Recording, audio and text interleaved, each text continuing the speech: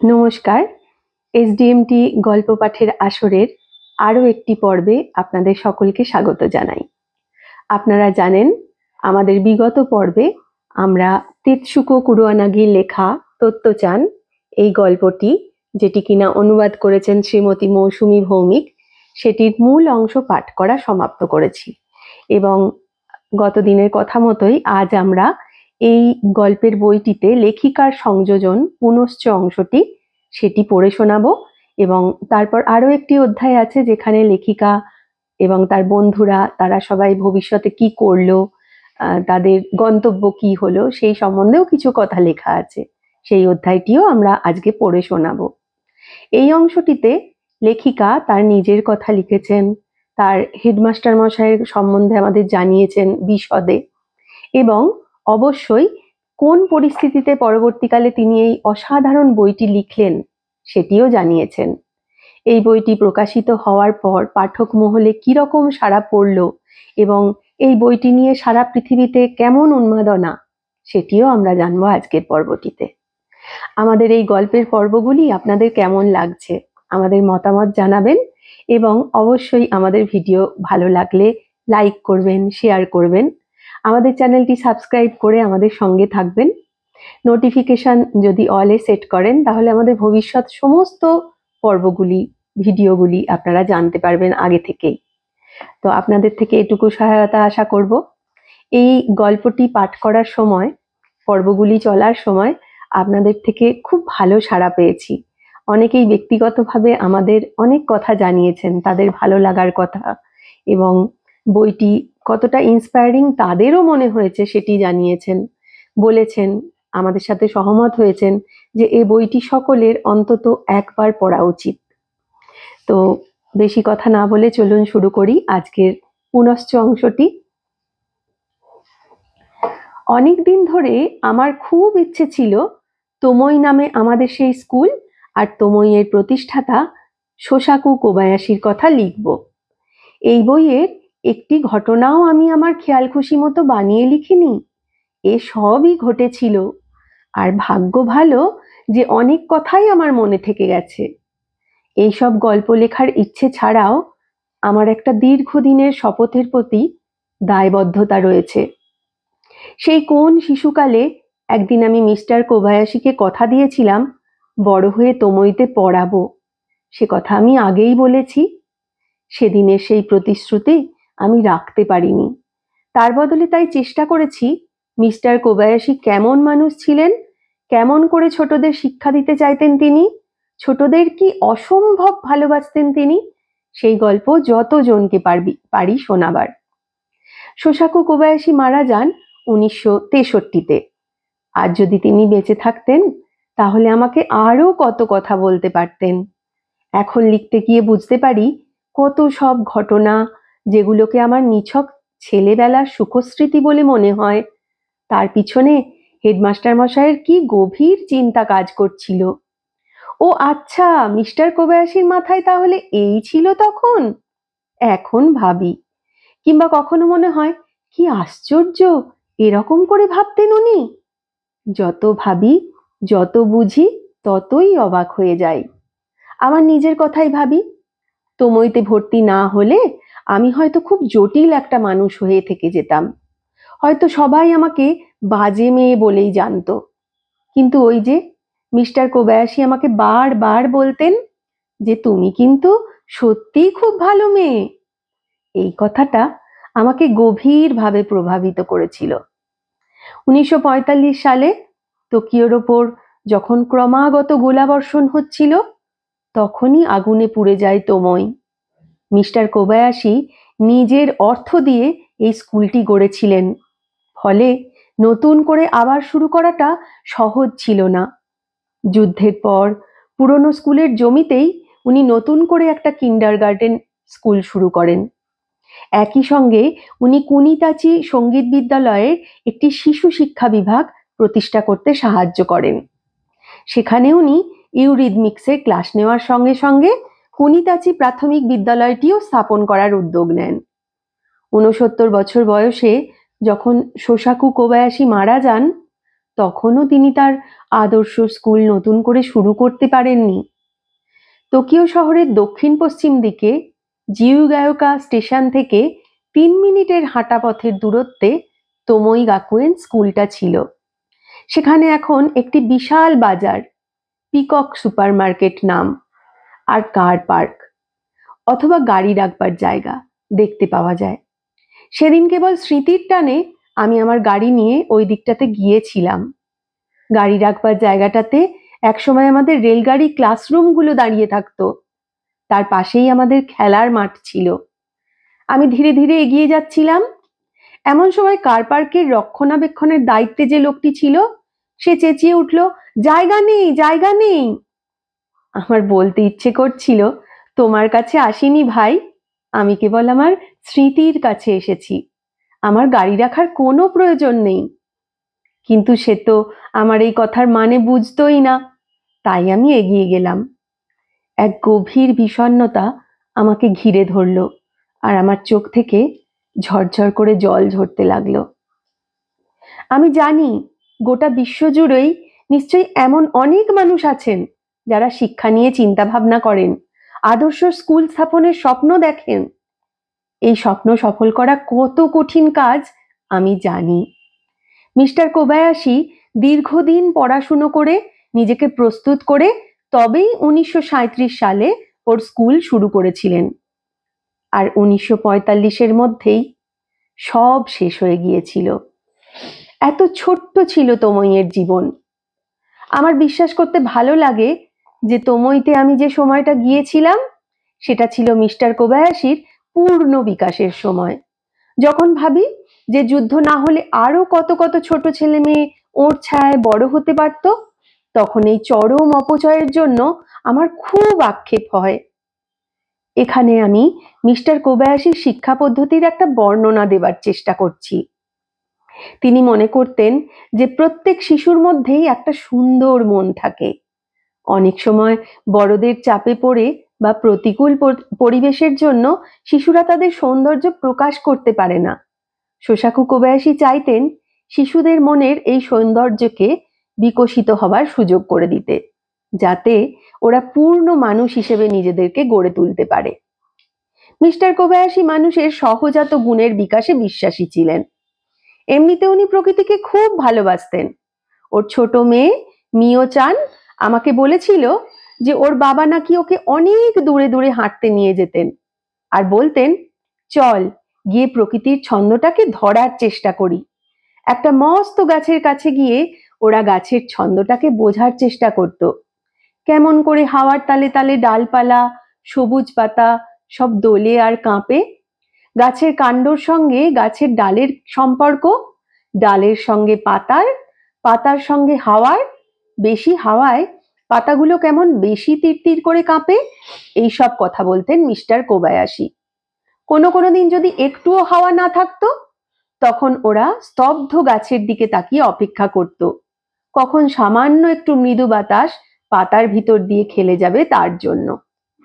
ওরা কেবল হাওয়ার চলন দেখতেই যেত না, কাছেই তামা নদী ছিল, তার পাড়ে গিয়ে ওরা নদীর জলের বয়ে চলার দিকে তাকিয়ে থাকতো।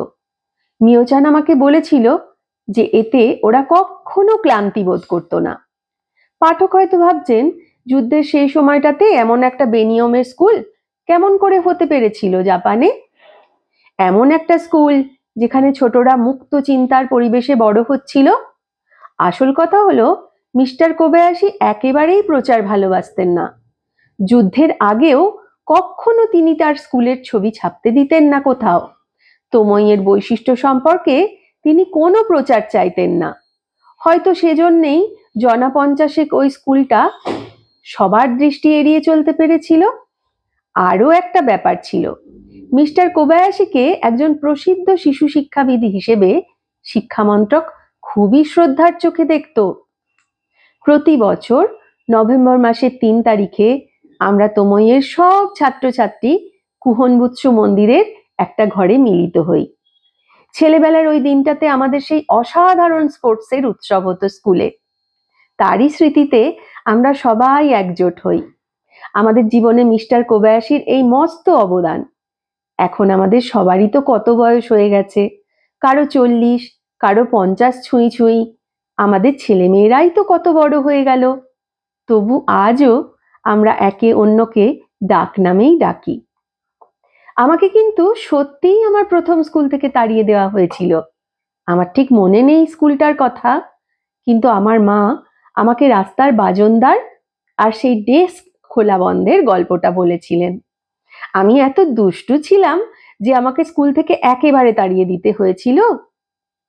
আমার যেন বিশ্বাসই হতে চাইতো না। তবে 5 বছর আগে টেলিভিশনের এক প্রভাতী অনুষ্ঠানে আমার সঙ্গে একজনের পরিচয় করিয়ে দেওয়া হয়েছিল, যিনি নাকি আমাকে সেই সময় চিনতেন। আমার সেই প্রথম স্কুলে আমার পাশের ক্লাসের দিদিমণি ছিলেন তিনি। সেদিন তার কথা শুনে আমি তো হতবাক। তুমি ঠিক আমার পাশের ক্লাসরুমে ছিলে।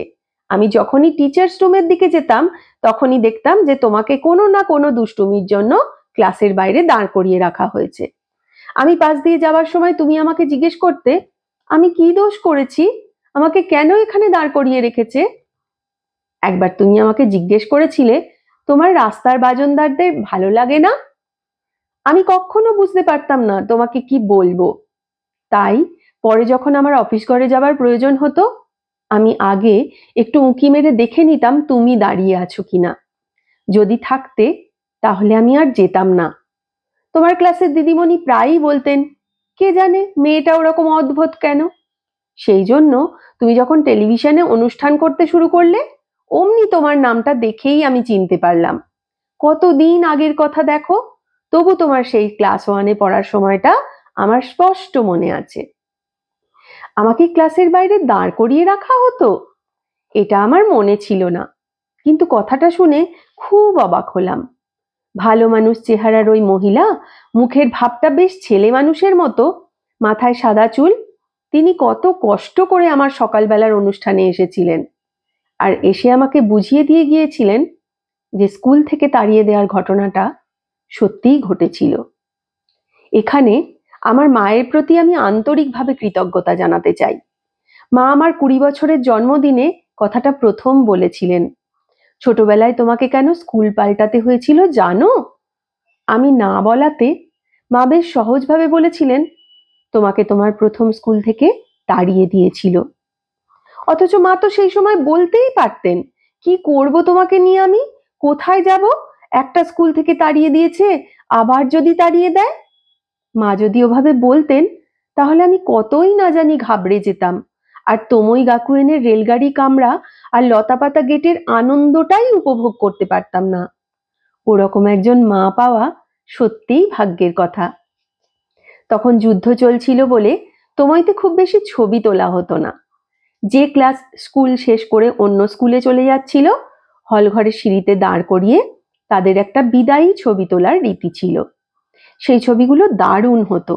মজার ব্যাপার ছিল, ছবি তোলার জন্য সেই ক্লাসের ছেলেমেয়েরা যখন সিঁড়ির ওপরে জড়ো হতো, তখন অন্য ক্লাসের ছেলেমেয়েরাও ছবিতে থাকার জন্য বায়না করত। মিস্টার কোবায়াশি এতে কিচ্ছু বলতেন না। হয়তো ওর মনে হতো যে সবাই মিলে হইচই করে তোলে একটা ছবির মূল্য আনুষ্ঠানিক বিদায়ী ছবির চাইতে অনেক বেশি। এর ফলে কে যে আসলে স্কুল থেকে বেরিয়ে যাচ্ছিল আর কে যে ফাউয়ের মতো ছবিতে ঢুকে পড়ছিল, এখন আমরা আর সেটা বুঝতে পারি না।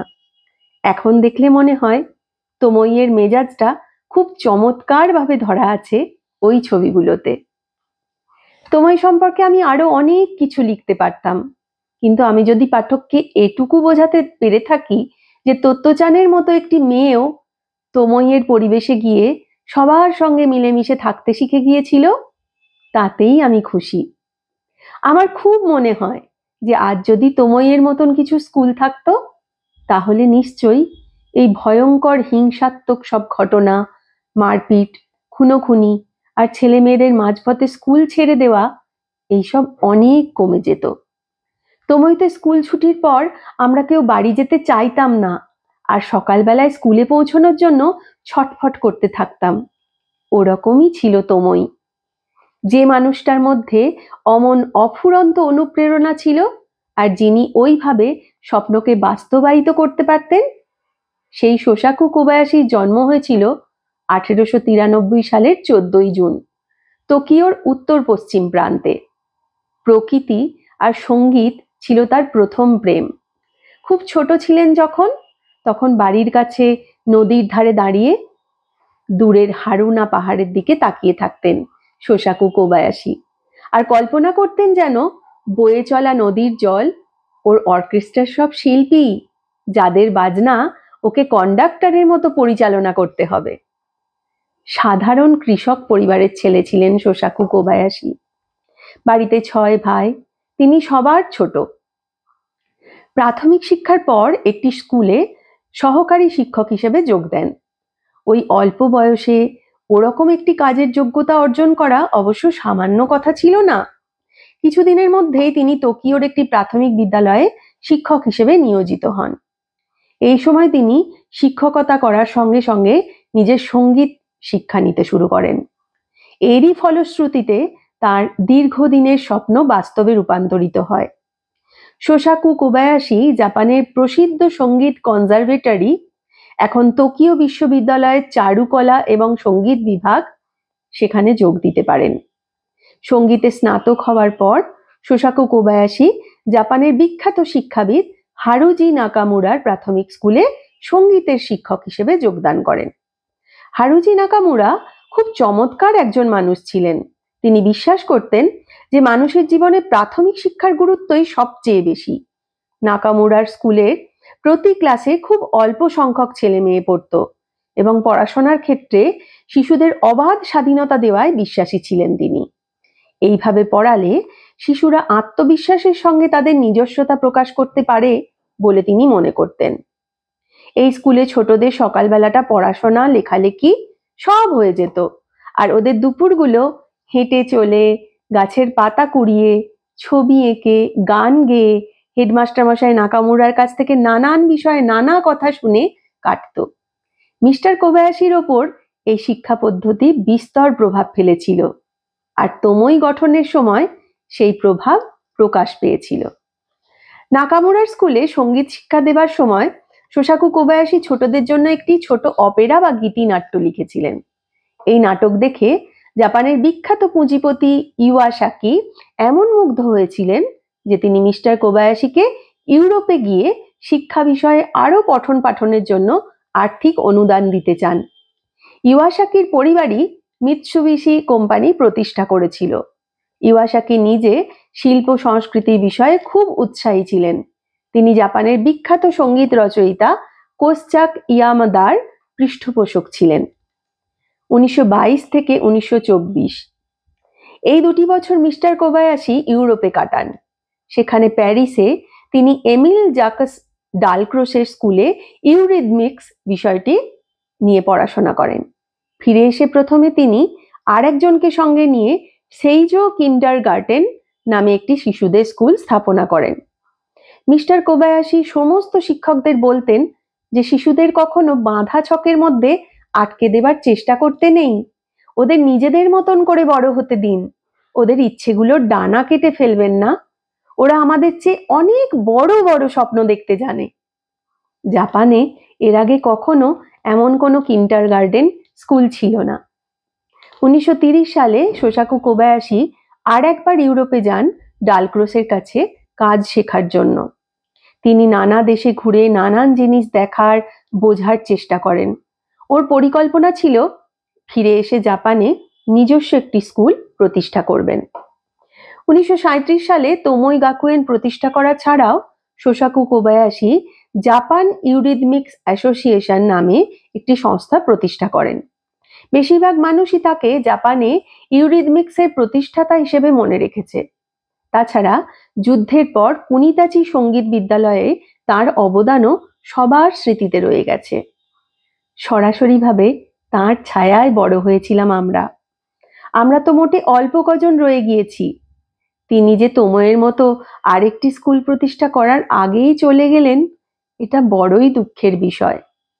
তোময়কে যখন আগুন গ্রাস করে নিচ্ছিল, তখন সেই ধ্বংসস্তূপের মাঝখানে দাঁড়িয়েও তিনি আরো ভালো একটি স্কুল প্রতিষ্ঠা করার স্বপ্ন দেখেছিলেন। একটুও ভেঙে না পড়ে তিনি বলেছিলেন, এরপর আমরা কেমন স্কুল তৈরি করব।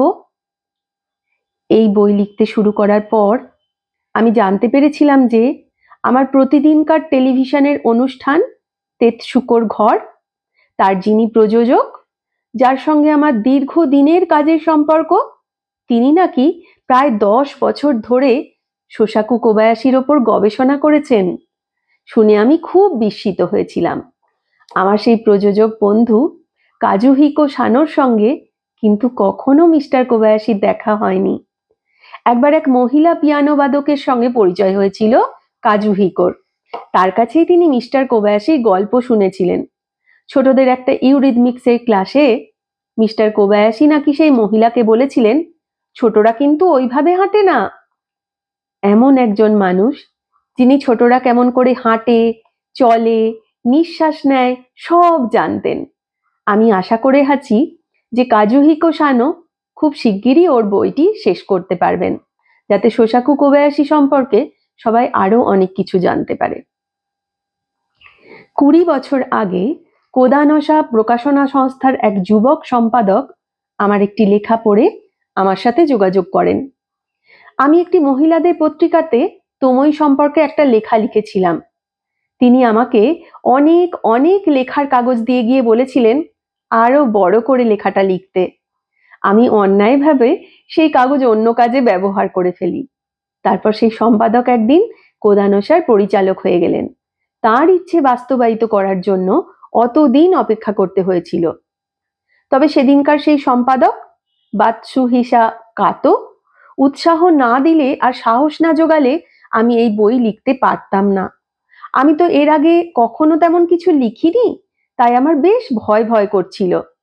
শেষে আমি কোদানসার মহিলাদের পত্রিকার এক এক কিস্তি করে লেখা ছাপাতে শুরু করি। ফেব্রুয়ারি 1979 থেকে ডিসেম্বর 1980 পর্যন্ত এই লেখা চলেছিল। প্রত্যেক মাসে আমি টোকিওর শিমোসাকুজি অঞ্চলে চিহিরো ইওয়াসাকির নামে ছবির বইয়ের যে জাদুঘর আছে সেখানে গিয়ে একটি করে ছবি বেছে নিয়ে আসতাম। চিহিরো ইওয়াসাকি এত সুন্দর করে ছোটদের ছবি আঁকতেন, ওরকম আর কেউ কখনো এঁকেছেন বলে আমার জানা নেই। তিনি শিশুদের নানান মেজাজ, নানান ধরনের চলন সব তার কলমের আঁচড়ে ফুটিয়ে তুলতে পারতেন। একটি 6 মাস আর একটি 9 মাসের শিশুর ভঙ্গির তফাৎ প্রকাশ করতে পারতেন তিনি। চিহিরো ইওয়াসাকির ছবি দিয়ে এই বইটি সাজাতে পেরে আমি যে কি আনন্দ পেয়েছি বলে বোঝাতে পারবো না। তিনি তো 1974-এ মারা গিয়েছিলেন, অথচ সবাই আমাকে জিজ্ঞেস করেন তিনি এই ছবিগুলি বিশেষ করে আমার গল্পের জন্যই এঁকেছিলেন কিনা। এভাবে আমার লেখার সঙ্গে ইওয়াসাকির ছবি মিলে যাওয়াটা সত্যি বিস্ময়কর একটা ঘটনা। আসলে এতে ইওয়াসাকির শিল্পী শৈলীর জোরই বিশেষভাবে প্রকাশ পায়। চিহিরো ইওয়াসাকি প্রায় 7,000 ছবি রেখে গেছেন। আমার খুব সৌভাগ্য যে আমি তার ছেলে এবং পুত্রবধূর আনুকূল্যে তার অনেক ছবি দেখতে পেয়েছি। ইওয়াসাকির ছেলে ওই জাদুঘরের সহকারী পরিচালক। আমি ইওয়াসাকির স্বামীর প্রতি কৃতজ্ঞতা জানাই ছবিগুলি ব্যবহার করার অনুমতি দেওয়ার জন্য। আর নাট্যকার তাদাসু ইজাওয়া, যিনি ওই জাদুঘরের কিউরেটর, তিনিও আমাকে এই বইটি লিখতে উৎসাহ দিয়েছিলেন, বিশেষ করে যখন আমি কিছুতেই এগোতে পারছিলাম না। আমি নিজেও এখন ওই জাদুঘরের একজন বিশেষ সদস্য হয়ে গেছি। মিও চান এবং আমার তোমইয়ের অন্য বন্ধুরা সবাই আমাকে দারুণভাবে সাহায্য করেছে। এই বইয়ের জাপানি সংস্করণের সম্পাদক কেইকো ইওয়ামোতো বারবার বলেছিলেন আমাদের একটা চমৎকার বই তৈরি করতে হবে। তার প্রতি আমার আন্তরিক কৃতজ্ঞতা জানাই। জানালায় ছোট্ট মেয়ে, এই নামটা আমি একটা বিশেষ কারণে রেখেছিলাম। জাপানি ভাষায় যদি বলা হয় কেউ একজন জানালায় দাঁড়িয়ে আছে, তার মানে হলো তাকে সমাজের এক প্রান্তে সরিয়ে দেওয়া হয়েছে, নয়তো তাকে একলা একলা শীতের মধ্যে বাইরে দাঁড়িয়ে থাকতে হচ্ছে। আমি যদিও নিজের ইচ্ছেতেই জানালায় গিয়ে দাঁড়াতাম রাস্তার বাজনাদারদের দেখব বলে, তবু ওই স্কুলে আমার অবস্থান কিন্তু জানালায় দাঁড়িয়ে থাকা মানুষের মতোই ছিল। আমায়ও সেখানে একলা করে দেওয়া হয়েছিল। এছাড়াও জানালায় দাঁড়ানোর আরো একটা মানে আছে আমার কাছে। সেই থেকে আমার তো অন্য একটা জানালাও খুলে গিয়েছিল। সেই জানালাটা খুলে গিয়েছিল বলেই আমি তোমইয়ের আনন্দ মেলায় যোগ দিতে পেরেছিলাম। তোমই আর নেই। কিন্তু পাঠকের কল্পনায় আমার যদি সেই স্কুল খানিকক্ষণের জন্যও জেগে ওঠে, তাহলেই আমি আমার এই লেখাকে সার্থক বলে মনে করব। জাপানি ভাষায় তত্ত্বচান লেখার পর বইটির ইংরেজি সংস্করণ প্রকাশ হওয়া, এর মধ্যে বিস্তর ঘটনা ঘটে গেছে। ছোট্ট তত্ত্বচান জাপানের প্রকাশনার ইতিহাসে মস্ত হইচই ফেলে দিয়েছিল। 1 বছরের মধ্যে বইটির 45 লক্ষ কপি বিক্রি হয়ে গিয়েছিল। এরপর আমি অবাক হয়ে দেখলাম তত্ত্বচান একটি পাঠ্যপুস্তক হয়ে গেল। আমি ভেবেছিলাম এই বই থেকে হয়তো স্কুলের শিক্ষকরা এবং ছোট বাচ্চাদের মায়েরা কিছু শিখতে পারবে, কিন্তু এমন যে ব্যাপক কোনো প্রভাব বিস্তার করবে আমার বই, তা আমার জানা ছিল না। হয়তো এর থেকেই বোঝা যায় জাপানের বর্তমান শিক্ষা ব্যবস্থা সম্পর্কে মানুষ কতটা চিন্তিত। ছোটদের কাছে এটা একটা গল্পের বই। বারবার পরিসংখ্যান নিয়ে দেখা গেছে যে 7 বছরের শিশুরাও নাকি এই বইটি অভিধানের সাহায্য নিয়ে পড়ে। এতে আমার সবচেয়ে বেশি আনন্দ হয়। 103 বছরের এক সাহিত্য বিশেষজ্ঞ বলেছিলেন, বইটি পড়ে আমার এত ভালো লেগেছে, কিন্তু তার চেয়েও বড় কথা ছোটদের অভিধান খুলে বইটি পড়া। এটা ঘটেছে এমন একটা সময়ে যখন কমিক আর ছবির বইয়ের প্রতিপত্তির চোটে ছাপা অক্ষরের প্রতি শিশুরা আর তেমন আকর্ষণ বোধ করছে না। বইটা প্রকাশিত হবার পর আমাকে অনেক চিত্র পরিচালক, অনেক টেলিভিশন কোম্পানি অনেকে এসে বলেছেন তত্ত্বচানের গল্পের ওপর ছবি করতে চান। আমি ভেবেছি বইটা পড়েই তো সবার মনে একটা ছবি তৈরি হয়ে গেছে, কি আর নতুন ছবি হবে তত্ত্বচানের ওপর। তাই আমি কাউকেই ছবি করার অনুমতি দিইনি। তবে আমি একটি অর্কেস্ট্রার সঙ্গে কাজ করতে রাজি হয়েছিলাম। তত্ত্বচান জানালায় ছোট্ট মেয়ে নামে একটি গীতিনাট্য লেখেন আকিহিরো কোমোরি। আমি তার জন্য ধারাভাষ্য পাঠ করে দিই। খুবই সুন্দর হয়েছিল কোমোরির রচনা। অনুষ্ঠান চলার সময় সমস্ত প্রেক্ষাগৃহ হেসে কেঁদে আকুল হয়ে গিয়েছিল। তত্ত্বচানের একটা রেকর্ডও প্রকাশিত হয়েছে। এখন সরকারের তরফ থেকে তত্ত্বচানকে পাঠ্যসূচির অন্তর্গত করা হয়েছে।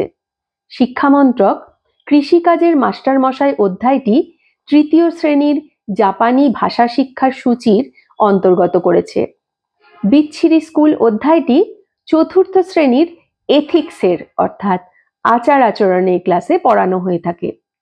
শুনেছি অনেক শিক্ষক বইটিকে তাদের নিজেদের মতন করে ব্যবহার করেন।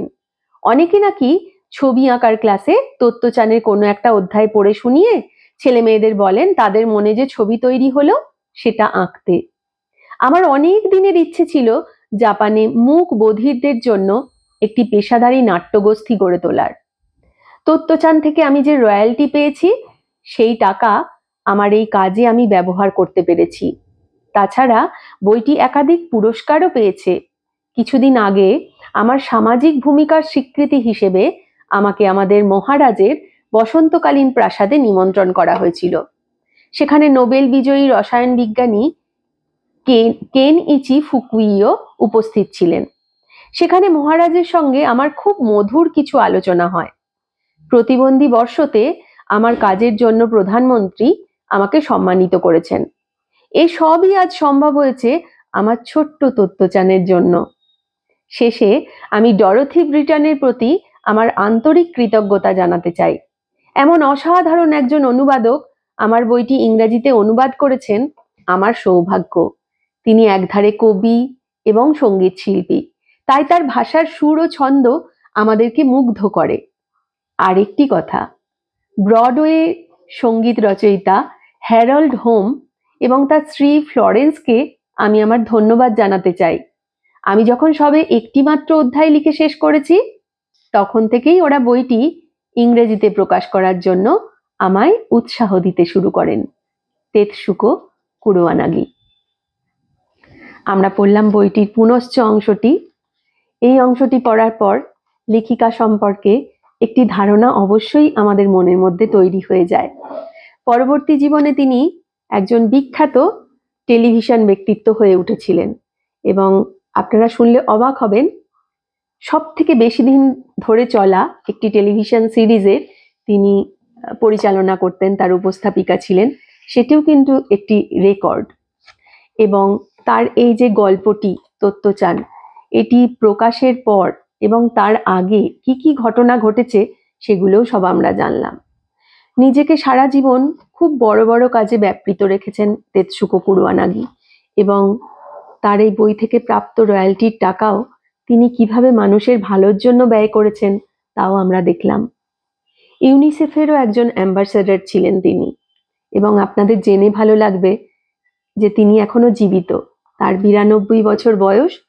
এবং আরো একটা আনন্দের খবর, সেটি হচ্ছে তত্ত্বচান এই ছোটবেলার পর বড়বেলায় কি করলো সেই নিয়েও সকলের অনুরোধে তিনি একটি বই প্রকাশ করেছেন। আপাতত তার কিন্ডলে ভার্সনটাই কেবলমাত্র পাওয়া যাচ্ছে, তার ইংরাজি সংস্করণটির।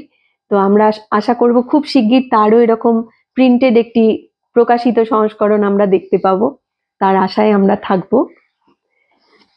তাকে আমাদের অন্তরে শ্রদ্ধা জানাই। আমরা চাই যে তিনি শতায়ু হন এবং তার এই সৃষ্টি যেন আজীবন মানব সভ্যতা মনে রাখে। চলুন এবার আমরা পড়ি পরের অধ্যায়টি, যাত্রীদের কথা। সেই স্কুলে, তোমই স্কুলের ছাত্রছাত্রীরা, সেই রেলগাড়ি স্কুলে যারা পড়তো তারা তো সেই রেলগাড়ির যাত্রীই ছিল। যাত্রীদের কথা, যে বন্ধুদের সঙ্গে আমি আমার ট্রেন সফর শুরু করেছিলাম তারা আজ কি করছে? আকিরা তাকাহাশি। তাকাহাশি স্পোর্টসে যে সব সময় সবকটা পুরস্কার জিতে যেত, সে কিন্তু আর একটুও লম্বা হতে পারেনি। কিন্তু তাকাহাশি দারুণ সাফল্যের সঙ্গে একটি খুব ভালো স্কুলে ভর্তি হয়, যেখানে খুব ভালো একটা রাগবি খেলার দল ছিল। পরে তাকাহাশি মেইজি বিশ্ববিদ্যালয় থেকে ইলেকট্রনিক ইঞ্জিনিয়ারিং এ স্নাতক হয়। এখন সে লেক হামানার পাশের একটি বড় ইলেকট্রনিক কোম্পানির পার্সোনাল ম্যানেজার হিসেবে চাকরি করে। তার কাজ হলো কর্মীদের নানান সমস্যা, নিজেদের ভিতরকার নানান অশান্তি মিটিয়ে দেওয়া। তাকাহাশিকে এত সব নানা ধরনের সমস্যার সম্মুখীন হতে হয়েছে সারা জীবন ধরে, যে হয়তো সেজন্যই সে অন্যদের সমস্যা, অসুবিধে খুব সহজেই বুঝতে পারে। তাছাড়া ও এমন হাসি খুশি, এমন ঝকঝকে স্বভাবের একজন মানুষ যে ওকে সহজেই সবার ভালো লেগে যায়। কারিগরি বিশেষজ্ঞ হিসেবে তাকাহাশি অল্প বয়সী কর্মীদের বড় বড় মেশিনের ভিতরকার জটিলতা সম্পর্কে শিক্ষা দিয়ে থাকে। আমি তাকাহাশির সঙ্গে আর ওর স্ত্রীর সঙ্গে দেখা করতে হামামাতসুতে গিয়েছিলাম। ওর স্ত্রীও বেশ খুব চমৎকার ভাবে বুঝতে পারে ওকে। এত শুনেছ তোমইয়ের গল্প যে ওর নাকি মনে হয় যে ও নিজেই তোমইয়ের ছাত্রী ছিল। ও আমাকে আশ্বস্ত করে বলল যে বামন হবার জন্য তাকাহাশির মনের মধ্যে কোনো আড়ষ্টতাই নেই। আমিও সে ব্যাপারে নিশ্চিত। আড়ষ্টতা থাকলে অত ভালো একটা স্কুলে ও পড়তে পারতো না। বিশ্ববিদ্যালয়ে যাওয়াও ওর পক্ষে খুব কঠিন একটা কাজ হতো, এবং আজও যে কাজ করে তাও করতে পারতো না। তোমইতে ওর প্রথম দিনের অভিজ্ঞতার কথা বলতে গিয়ে ও বলল যে স্কুলে আরো কয়েকজন প্রতিবন্ধীকে দেখে ও সঙ্গে সঙ্গে আশ্বস্ত হয়ে গিয়েছিল। সেই মুহূর্ত থেকে প্রত্যেকটা দিন ওর কাছে খুব সুন্দর হয়ে উঠেছিল। ওর এক ফোঁটাও কোনো ভয় ছিল না, গ্লানি ছিল না। প্রতিদিন তাকাহাশি স্কুলে যাবার জন্য অপেক্ষা করে থাকতো। এরপর থেকে দুপুরবেলায় উঠে দাঁড়িয়ে বক্তৃতা দিতেও ওর আর কোনো অসুবিধে হতো না। মিস্টার কোবায়াশি নাকি ওকে ভল্টিং হর্স খেলাটায় যোগ দিতে খুব করে উৎসাহ দিতেন। বারবার বলতেন যে আরো উঁচুতে লাফাও, কিচ্ছু হবে না, দেখো তুমি ঠিক পারবে। এখন তাকাহাশির সন্দেহ হয় যে হয়তো শেষ পর্যন্ত হেডমাস্টার মশাই নিজেই ওকে ওই ভল্টিং হর্সের ওপর তুলে দিতেন, কিন্তু তবুও বিশ্বাস করত সে নিজেই ওটা লাফিয়ে পার করত। মিস্টার কোবায়াশি ওকে এই আত্মবিশ্বাসটুকু এনে দিয়েছিলেন। তোমইতে তাকাহাশি সাফল্যের আনন্দ উপভোগ করেছিল। যখনই ও সবার আড়ালে গিয়ে লুকোনোর চেষ্টা করত, তখনই হেডমাস্টার মশাই ওকে সবার সামনে এনে দাঁড় করাতেন। এভাবেই ও জীবনের সুন্দর সহজ দিকগুলো দেখতে শিখে গিয়েছিল। এখন তাকাহাশি স্পোর্টসের সব পুরস্কার জেতার আনন্দটা মনে পড়ে। তোমইয়ের কথা বলতে বলতে ওর চোখ দুটো চকচক করছিল। তাকাহাশি যে এমন সুন্দর একজন মানুষে পরিণত হয়েছে তার পেছনে ওর পরিবারেরও নিশ্চয় মস্ত ভূমিকা ছিল। তবু মিস্টার কোবায়াশির দূরদৃষ্টি আমাদের সবার জীবনকেই অন্যভাবে প্রভাবিত করেছিল। উনি যে আমাকে বারবার বলতেন, তুমি কিন্তু সত্যি খুব ভালো মেয়ে, কিংবা তাকাহাশিকে বলতেন, দেখো তুমি পারবেই পারবে। এইভাবে উনি আমাদের অনুপ্রাণিত করেছিলেন। হামামাৎসু থেকে চলে আসবার সময় তাকাহাশি আমাকে এমন একটা কথা বলল যা আমি ভুলেই গিয়েছিলাম। অনেক দিন স্কুলে আসার পথে ওকে নাকি অন্য স্কুলের ছেলেমেয়েরা খুব খেপাতো, আর ও খুব মনমরা হয়ে স্কুলে এসে ঢুকতো। আমি তখন জানতে চাইতাম যে কি হয়েছে, তারপরই ছুটতে স্কুলের বাইরে বেরিয়ে যেতাম, আর খানিক বাদে ফিরে এসে তাকাহাশিকে বলতাম যে সবকিছু ঠিক হয়ে গেছে, ওরকম আর কখনো হবে না। তুমি আমাকে এত আনন্দ দিয়েছিলে, তাকাহাশি বলল। আমি তো ভুলেই গিয়েছিলাম। তাকাহাশি, তুমি মনে রেখেছো, সেজন্য তোমাকে অনেক অনেক ধন্যবাদ। এবার মিও কানেকো, মিস্টার কোবায়াশির 3 নম্বর মেয়ে মিও চান। কুনিতাটি সঙ্গীত বিদ্যালয় থেকে স্নাতক হবার পর এখন কুনিতাচিরই প্রাথমিক শিক্ষা বিভাগে শিক্ষকতা করে। বাবার মতন ওরও ছোটদের পড়াতে খুব ভালো লাগে। মিও চানের যখন সবে 3 বছর, তখন থেকেই ওর বাবা ওকে খুব কাছ থেকে লক্ষ্য করছিলেন। কেমন করে হাঁটে ও, কেমন করে কথা বলে, কেমন করে সুর আর তালের সঙ্গে শরীরটাকে দোলায়। মিও চানের দিকে তাকিয়ে তাকিয়েই হেডমাস্টার মশাই শিশুদের সম্পর্কে একটা স্পষ্ট ধারণা তৈরি করেছিলেন। এবার সাক্কো মাতসুইয়ামা, যিনি এখন মিসেস সাইতো। সাক্কো চান, সেই যে মেয়েটির মস্ত বড় বড় চোখ ছিল, আর আমি যেদিন তোমইতে প্রথম গেলাম সেদিন যার জামায় একটা খরগোশের ছবি আঁকা ছিল, সেই সাক্কো চান এমন একটা স্কুলে ভর্তি হয়েছিল যেখানে মেয়েদের ভর্তি হওয়া খুব কঠিন ছিল। স্কুলটার নাম মিতা হাই স্কুল। তারপর টোকিও উইমেন্স ক্রিশ্চিয়ান ইউনিভার্সিটির ইংরাজি বিভাগে পড়া শেষ করে ও YWCA তে ইংরাজি শিক্ষিকা হিসেবে যোগদান করে। এখনো ও সেখানেই পড়ায়।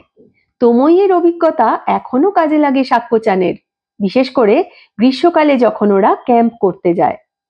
একবার সাক্কো চান হোতাকা পাহাড়ে চড়তে গিয়েছিল। সেখানে ওর একজনের সঙ্গে পরিচয় হয়, যাকে ও পরে বিয়ে করে। ওদের ছেলের নাম ওরা ইয়াসুতাকা রেখেছে। ইয়াসুতাকা সেই পাহাড়টার শেষ ধাপের নাম। সেখানেই ওর স্বামীর সঙ্গে ওর প্রথম দেখা হয়েছিল। এরপর আমরা জানবো তাইজি ইয়া মানো উচি এর কথা, যার ডাকনামটাই আমরা জানি তাইচান। তাইচান যে বলেছিল যে আমাকে কিছুতেই বিয়ে করবে না, আজ সে জাপানের অন্যতম প্রধান পদার্থবিজ্ঞানী। তাইচান এখন আমেরিকায় থাকে, আমাদের ব্রেন ড্রেনের এক প্রকৃষ্ট উদাহরণ। টোকিও বিশ্ববিদ্যালয় থেকে পদার্থবিজ্ঞানে স্নাতক এবং স্নাতকোত্তর পাশ করার পর ফুলব্রাইট স্কলারশিপ নিয়ে তাইচান আমেরিকায় চলে যায় এবং সেখানকার রচেস্টার বিশ্ববিদ্যালয় থেকে 5 বছর পর ডক্টরেট হয়। তারপরে সেখানেই থেকে গিয়ে হাই এনার্জি ফিজিক্সে গবেষণা করতে থাকে। এখন তাইচান ইলিনয়ের ফার্মি ন্যাশনাল অ্যাক্সিলারেটর ল্যাবরেটরির উপপরিচালক। এটি পৃথিবীর বৃহত্তম গবেষণাগার। এখানে আমেরিকার 53টি বিশ্ববিদ্যালয় থেকে সবচেয়ে মেধাবী বিজ্ঞানীরা এসে কাজ করেন।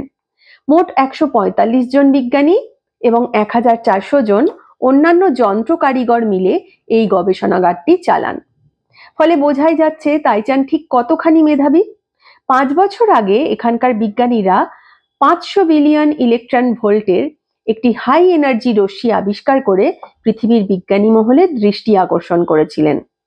কিছুদিন আগে কলম্বিয়া বিশ্ববিদ্যালয়ের একজন অধ্যাপকের সঙ্গে যৌথভাবে কাজ করে তাইচান উপসাইলার নামে একটি পদার্থ আবিষ্কার করেছে। তাই তাইচান নিশ্চয়ই একদিন নোবেল পুরস্কার পাবে, আমি ঠিক জানি। তাইচান রচেস্টার বিশ্ববিদ্যালয়ের গণিতের স্নাতক একটি মেয়েকে বিয়ে করেছে। এমন মেধাবী একজন মানুষ কোন প্রাথমিক স্কুলে গিয়েছিল বা যায়নি, তা দিয়ে হয়তো খুব একটা বিশেষ কিছু বোঝা যায় না। তবু তোমইয়ের শিক্ষা ব্যবস্থা নিশ্চয়ই তাইচানের মেধার বিকাশেও সাহায্য করেছিল। আমার তো ওর কথা ভাবলে কেবল একটা ছবিই মনে পড়ে।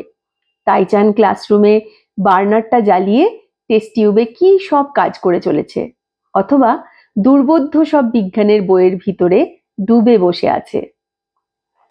এবার আমরা পড়ব কুনিও ওইর কথা। সেই যে ছেলেটা আমার বেনি ধরে টান দিয়েছিল, সে এখন জাপানের অন্যতম অর্কিড বিশেষজ্ঞ। ওইর অর্কিডের বাল্ব এক একটা $1000 বিক্রি হয়, $1000 বিক্রি হয়। এইসব নিয়ে ও মহা ব্যস্ত থাকে এবং ওকে কেবলই জাপানের এ প্রান্ত থেকে ওই প্রান্তে ছুটে ছুটে বেড়াতে হয়। ওকে টেলিফোনে ধরাও বেশ কঠিন কাজ ছিল। তোময়ের পর তুই কোন স্কুলে ভর্তি হলি? আমি আর কোথাও পড়িনি। আর কোথাও না? তার মানে তোময়ই তোর একমাত্র স্কুল? ঠিক তাই। কি কাণ্ড! তার মানে তুই কোনো মাধ্যমিক স্কুলে যাসনি? ও হ্যাঁ, গিয়েছিলাম। ওইটা মাধ্যমিক স্কুলে গিয়েছিলাম কিছুদিন, কিন্তু তারপরই আমাকে কিউশুতে চলে যেতে হলো। কিন্তু আমাদের দেশে মাধ্যমিক পর্যন্ত পড়াটা বাধ্যতামূলক না? ঠিকই, কিন্তু আমি তো পড়িনি। কেমন যা খুশি তাই করে বেড়ানো ছেলে রে বাবা, আমি মনে মনে ভাবলাম। যুদ্ধের আগে টোকিওর দক্ষিণ পশ্চিম দিকে তোদোরকি বলে একটা জায়গা জুড়ে ওইর বাবার একটা চারা গাছের মস্ত নার্সারি ছিল। যুদ্ধের সময় সেই নার্সারিটা পুড়ে ছাই হয়ে যায়।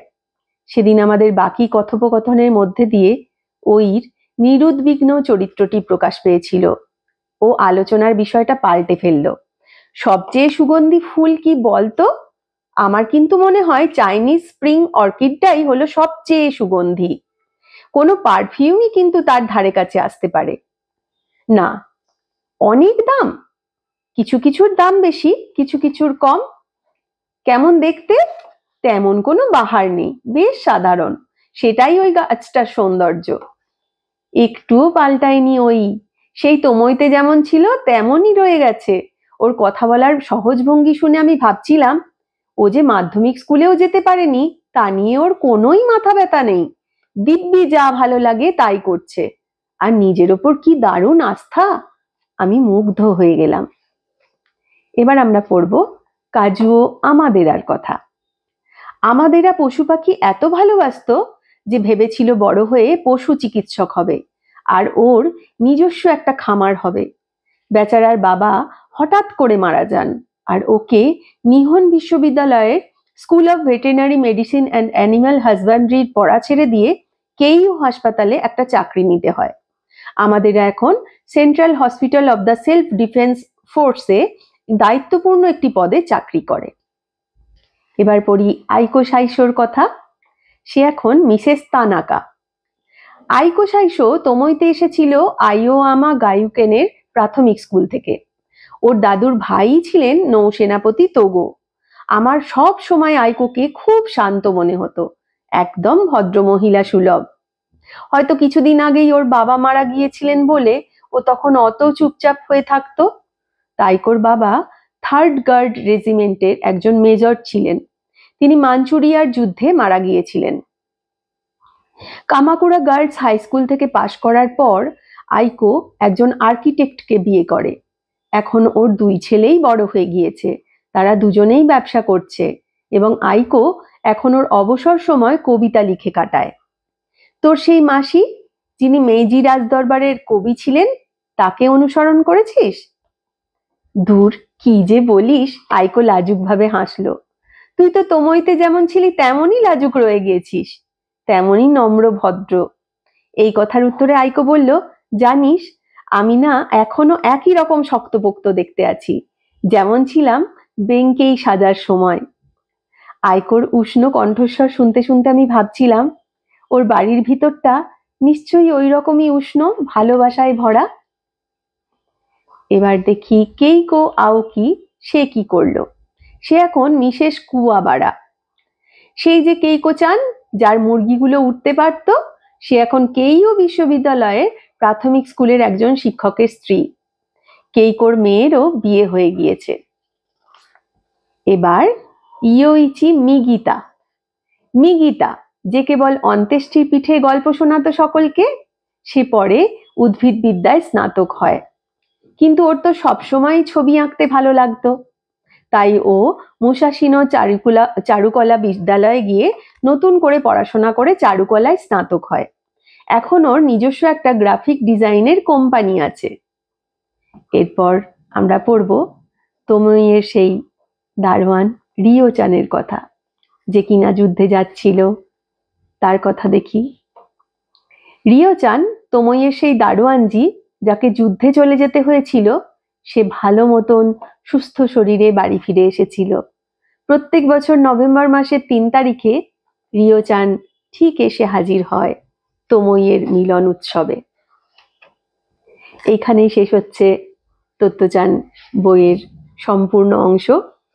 শেষ অংশটিতে আমরা দেখলাম ওর সহপাঠী কিছু জনের কথা এবং রিও চানের কথা তত্ত্বচান বা তেতসুকো কুরোয়ানাগি লিখেছেন, তারা পরবর্তীকালে ভবিষ্যতে কি করলো, এবং তিনি যে নিজে পরবর্তীকালে একজন বিখ্যাত টেলিভিশন ব্যক্তিত্ব হয়েছিলেন সেটি তো আমরা আগেও জেনেছি, এখনো জানলাম। আমরা দেখতে পেলাম তমই স্কুলের সমস্ত ছাত্রছাত্রীরাই কিন্তু বড় হয়ে তাদের নিজের নিজের জায়গায়, কাজের জায়গায় নিজের নিজের স্বাক্ষর রেখেছে, এবং তাদের এই সুন্দরভাবে বিকশিত হওয়ার শুরুটা হয়েছিল তমই স্কুলে। তাদের মধ্যে বেশিরভাগই কোনোদিন তাদের ছেলেবেলার স্কুলকে, তার শিক্ষাকে, হেডমাস্টার মশাই শোসাকু কোবায়াশিকে, তার কথাগুলিকে ভুলতে পারেনি, অন্তরে রেখে দিয়েছিল। তত্ত্বচান নিজেও তাই। তেতসুকো কুরোয়ানাগি হয়ে যাওয়ার পরও তিনি কিন্তু মনের মধ্যে সেই ছোট্ট তত্ত্বচানই থেকে গিয়েছেন সারা জীবন, এখনো তাই আছেন। আমরা পুরো গল্প বইটি পড়েছি এবং এখানে একটা কথা স্বীকার করতে হচ্ছে, এর একটি চ্যাপ্টার আমরা পড়িনি।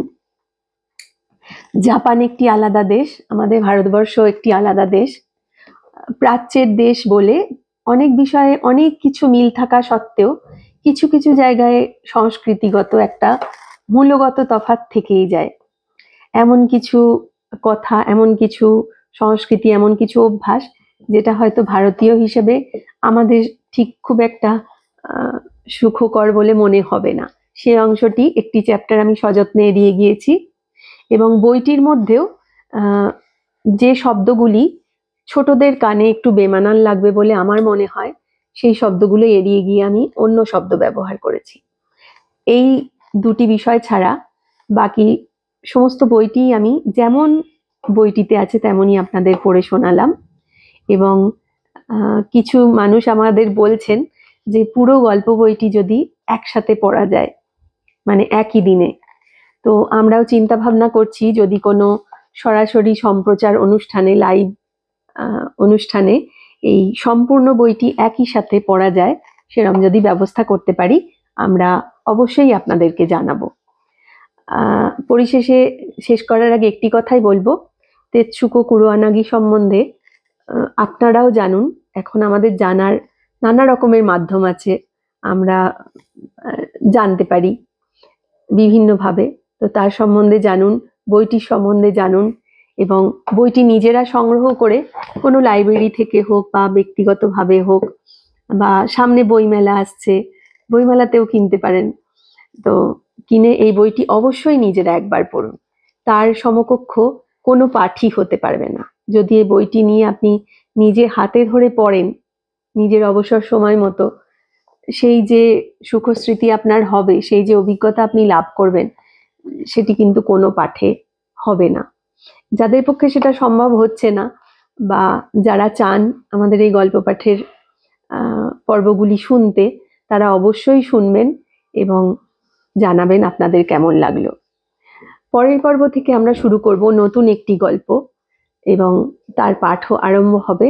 আপনারাও অন্য কোন গল্প পাঠ আমাদের মুখে শুনতে চান অবশ্যই আমাদের জানাবেন। সকলকে ধন্যবাদ, সকলে ভালো থাকবেন। দেখা হবে আবার এরকম একটি গল্প পাঠের আসরে। নমস্কার।